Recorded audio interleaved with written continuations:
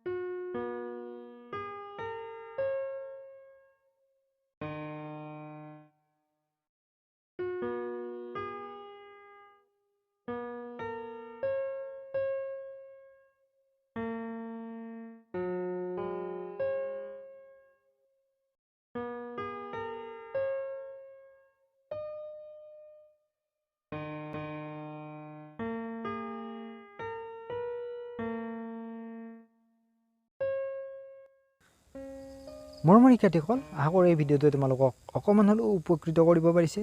যদিহে উপকৃত কৰিব পাৰিছে তেতিয়াহ'লে ভিডিঅ'টো এটা লাইক কৰি দিবা, বন্ধুবৰ্গৰ মাজত শ্বেয়াৰ কৰিবা। কি বিষয়ৰ ওপৰত ভিডিঅ' বনোৱাটো তোমালোকে বিচাৰা সেই বিষয়ে কমেণ্ট কৰি জনাবলৈ নাপাহৰিবা। এনেকুৱা ধৰণৰ শিক্ষামূলক ভিডিঅ'সমূহ বা বিভিন্ন প্ৰশ্নৰ উত্তৰসমূহ পাই থাকিবলৈ চেনেলটো ছাবস্ক্ৰাইব কৰি ৰাখিবা।